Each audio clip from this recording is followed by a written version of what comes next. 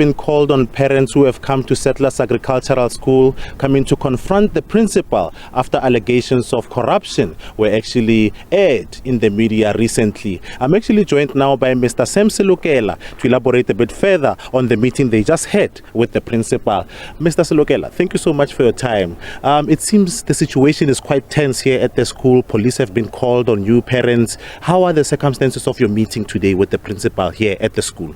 Yes, it was a little bit tense. The parents arrived at the school this morning to come and seek answers on all the allegations leveled against the principal and the SGB as seen and circulated on the media.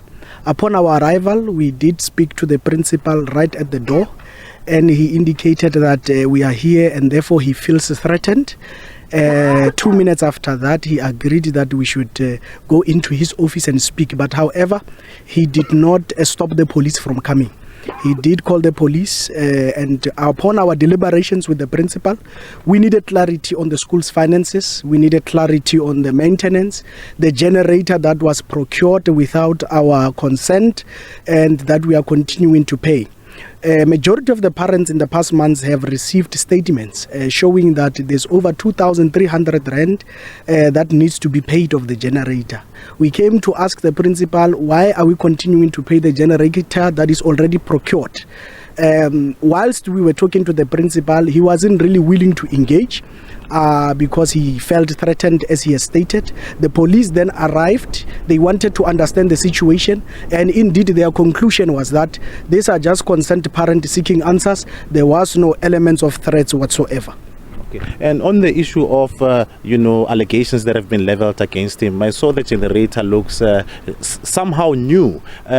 What information do you have to sort of back the allegation that it's actually a second-hand one? Look, we did not actually even go to the generator to inspect it thoroughly. We were able to get a short clip of the generator, but we did not even get closer and see and inspect it correctly.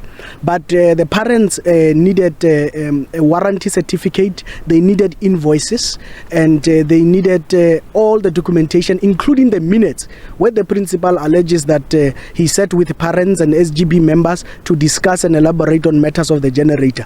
Unfortunately, the principal was unable to provide us with the minutes. He attempted to show us invoices. Upon us seeing those particular invoices, there were no registration numbers, no VAT numbers of the companies that actually issued the invoice and quotations. So it did not really end well because he did not provide us with the thorough evidence that we were seeking to get.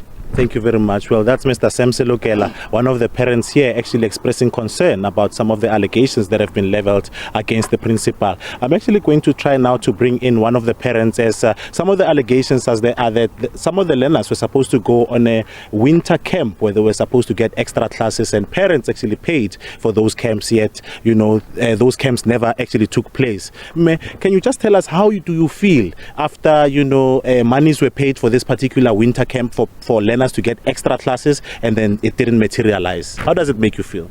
It's so disappointing. I'm so disappointed as a parent for the grade 12.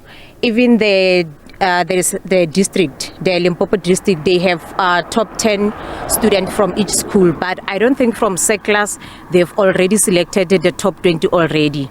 As things stand, the situation is quite tense here, and they are saying that they need answers. In fact, they just told us that they're going to the circuit where they are going to try and address the tensions that are there between the principal and the parents.